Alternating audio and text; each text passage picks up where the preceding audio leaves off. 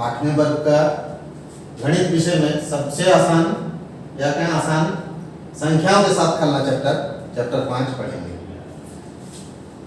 सबसे पहले हम लोग पूर्व में जो पढ़ चुके हैं उसी को थोड़ा जानते हैं। संख्याओं का व्यापक रूप या प्रसारित रूप। संख्याओं का व्यापक रूप में यहाँ हम पहले दो अंकों की संख्याओं को ले रहे हैं। 25 करने से क्या है 20 जोड़ 5, 20 जोड़ 5 यानी 10 गुना 2 जोड़ 1 गुना 5। वैसे अगर 27 को हम प्रसारित कर रहे हैं तो 20 जोड़ 7 है यानी 10 गुना 2 जोड़ 1 गुना 7। अन्य संख्या भी ले सकते हैं। 32 लेंगे तो क्या होगा 30 जोड़ 2 10 गुना 3 जोड़ 1 गुना 2 हो सकता है। अगर हम इसको बीजीय व्यंजक के रूप में सामान्यीकरण कर लिख रहे हैं, ए बी ले रहे हैं, यहाँ ध्यान देने की बात है कि ए बी का मतलब ए गुना बी नहीं होगा। यहाँ दहाई स्थान में ए और इकाई स्थान में बी ले रहे हैं तो 10 गुना ए जोड़ 1 गुना बी।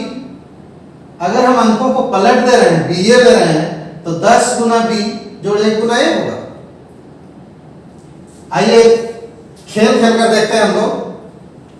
इसमें दो अंकों की संख्या एक लेने हैं, दो अंकों की संख्या लिए 72। इस संख्या के अंकों को पलट देंगे तो क्या संख्या बनेगी 27। यहाँ जैसे पलटे थे ए बी था बी हो गया, यहाँ 72 था तो 27 हो गया। दोनों संख्याओं का जोगफल निकाल रहे हैं, जोड़ रहे हैं, कितना मिल रहा है 99। अगर हम प्राप्त योग को 11 से भाग दे रहे हैं तो कितना मिल रहा है शेषफल 0।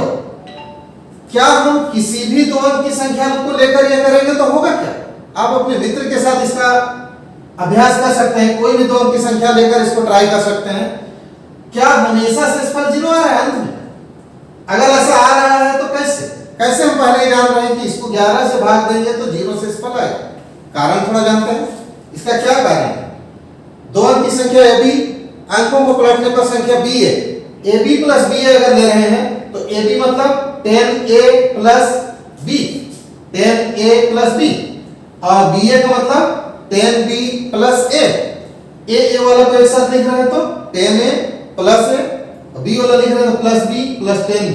क्या मिला 10a प्लस ए 11a और b प्लस 10b 11b। 11 को कॉमन ले रहे हैं तो a प्लस b। यहाँ 11 आ रहा है, 11 आ रहा है, इसका मतलब 11 से कटेगा है। हम दो अंक की कोई भी संख्या लेकर इसको प्रयास करेंगे तो यही आएगा। इसे आप अपने क्लास के मित्रों के साथ भी अभ्यास कर सकते हैं, स्वयं भी कर सकते हैं। आइए अब हम लोग दूसरा खेल खेलते हैं। वहां हम लोग जोग निकालकर 11 से भाग दिए थे, यहाँ हम लोग अंतर निकालेंगे और शेषफल 0 ही आएगा जब हम 9 से भाग देंगे। दो अंकों की संख्या लेनी है, दो अंकों की संख्या लीजिए। मैंने 72 चुना। संख्या के अंकों को पलटने पर क्या प्राप्त होगा 27। दोनों संख्याओं का अंतर निकाल रहे हैं। 72 घटाओ 27, 12 से 7 जाएगा 5, 6 से 2 गया 4, 45। अब इस प्राप्त अंतर को, यहां अंतर जो प्राप्त हुआ, इस अंतर को हम लोग किससे भाग दे रहे हैं 9 से। प्राप्त अंतर को 9 से भाग देते हैं तो हमको क्या मिल रहा है 9 × 5 = 45, शेषफल 0। यानी ये कैसे प्राप्त हो रहा है कि ये 0 ही आएगा। हम लोग जैसे पहले ही जान रहे कि 9 से भाग देंगे तो 0 आएगा। तो इसका क्या कारण है? आइए इस कारण को थोड़ा सा जानते हैं। AB minus BA। AB करने से AB मतलब a गुना b नहीं है, a दहाई का स्थान में है और b इकाई का स्थान में है, यानी 10a प्लस b प्रसारित रूप में लिखेंगे और ba को प्रसारित रूप में लिखेंगे तो 10b प्लस a। यहाँ माइनस है तो दोनों में चिन्ह बदल जाएगा, क्योंकि धनात्मक संख्या का ऋणात्मक होता है। प्लस माइनस माइनस होता है, माइनस प्लस माइनस होता है। 10a plus b minus 10b, minus plus minus हुआ माइनस से। 10a माइनस है, a को एक साथ लिखे, b वाले को एक साथ लिख रहे हैं, b माइनस 10b, प्लस है बीच में। 10a माइनस है 9a और b minus 10b minus 9b। दोनों में 9 कॉमन है। 9 को अगर हम लोग कॉमन ले रहे हैं, 9 कॉमन ले रहे हैं तो 9a माइनस b, यानी यहाँ 9 आ रहा है, कॉमन 9 आ रहा है, मतलब ये 9 से कटेगा ही। यानी हम दो अंक की कोई भी संख्या सोचेंगे और इस क्रिया को दोहराएंगे। हम कुछ भी ले लें, 63, 73, अपनी इच्छा से लें, अंकों को पलटें, दोनों का अंतर निकालें तो हमेशा 9 से भाग देंगे तो 0 ही प्राप्त होगा। यहाँ ध्यान देना है कि अगर हम 27 ले रहे हैं, यहाँ 72 हो जाएगा तो तो बड़ी संख्या से छोटी संख्या घटाएंगे, अंतर निकालना है। किसी को भी अंतर निकालते समय बड़ी को पहले लिखकर ही अंतर निकालेंगे, नहीं तो निगेटिव आ जाएगा। ठीक है, आइए इसको 3 अंकों की संख्या पर गौर करते हैं। जब हम 3 अंकों की संख्या ले रहे हैं, जैसे 425 ले रहे हैं, तो यहाँ सैकड़े के स्थान पर 4, दहाई के स्थान पर 2 और इकाई के स्थान पर 5 है। यानी 100 गुना 4 जोड़ 10 गुना 2 गुना 1 गुना 5। अगर हम 547 ले रहे हैं तो 100 गुना 5 जोड़ 10 गुना 4 जोड़ 1 गुना 7। इसी तरह से 3 अंक की कोई भी संख्या देंगे तो इस तरह से प्रसारित रूप लिखा जा सकता है। ये पहले की कक्षाओं में भी हम लोग पढ़ चुके हैं। अगर इसका हम बीजीय व्यंजक के रूप में लिख रहे हैं ABC, यहाँ ABC का मतलब A Guna B Guna C नहीं है, यहाँ 3 अलग अलग अंक है और ये 3 अंकों की संख्या बनी हुई है। तो यहाँ A सैकड़े का स्थान में है, यानी 100 गुना A 10 गुना B जोड़ 1 गुना C, इन तीनों का योग है।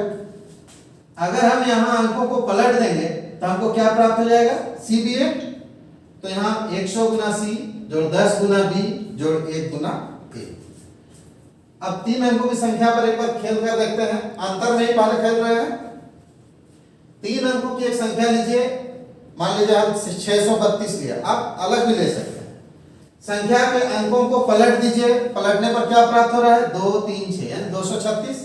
अब दोनों संख्याओं का अंतर निकाल लीजिए, 632 घटा 236, क्या अंतर है, 12 से 6 गया 6, 12 से 3 गया 9 और 5 से 2 गया तो 3, यानी हमको मिला 396 396। अब इसमें किससे ध्यान दीजिए, जब 2 अंक की संख्या थी हम किससे भाग दे रहे थे, शेषफल 0 आ रहा था 9 से, और यहाँ हम लोग 99 से भाग दे रहे हैं।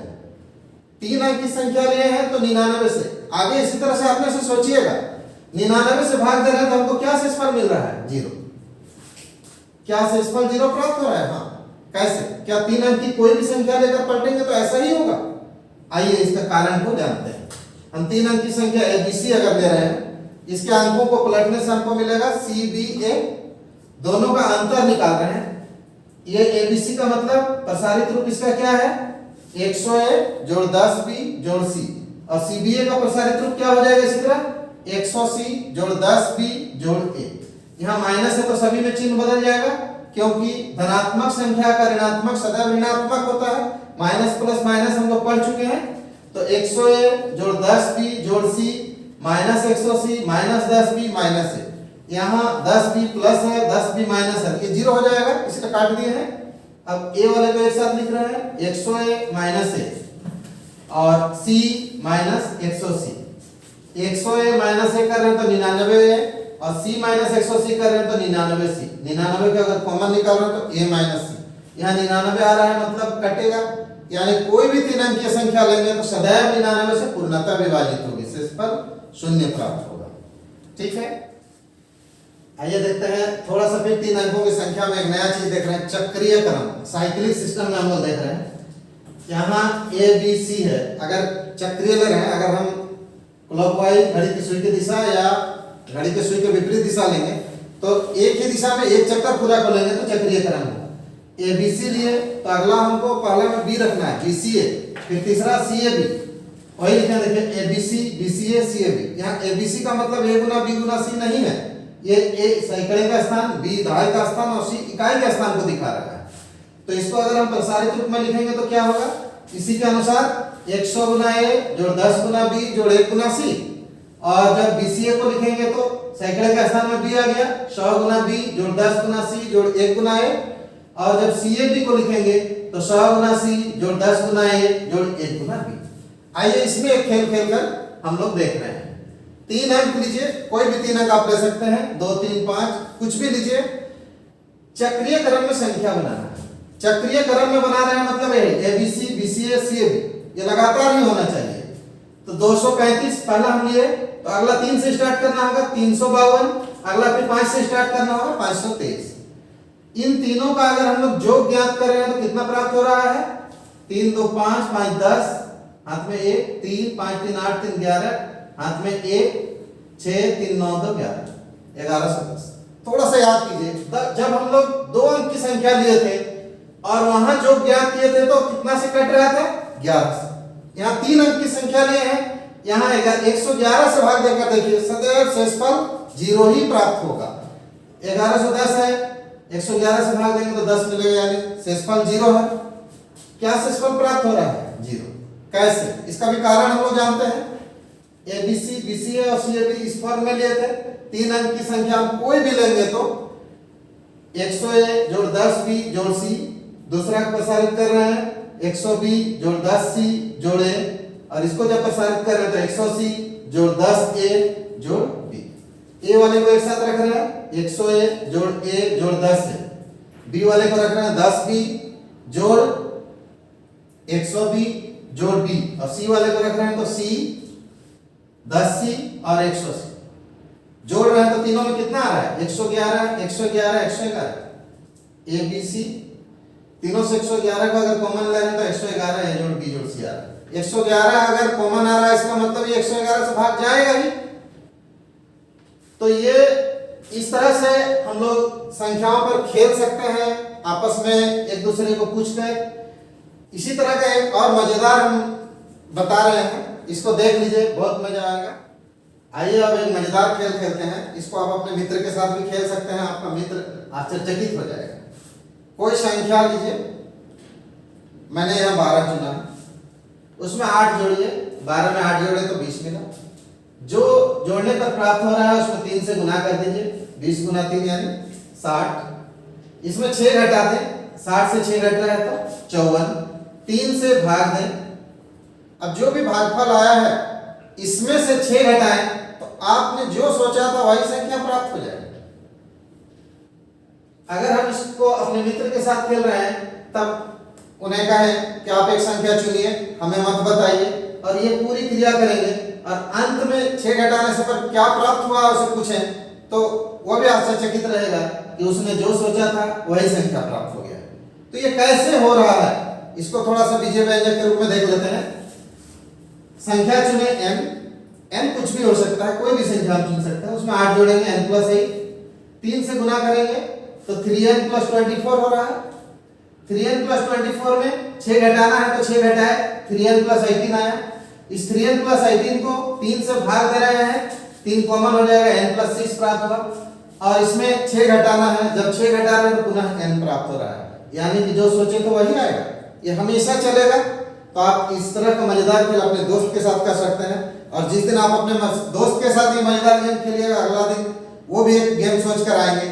आप भी इस तरह से बहुत सारे गेम सोच सकते हैं और गणित पढ़ने में बहुत ही मजा आएगा। ठीक है, थैंक यू।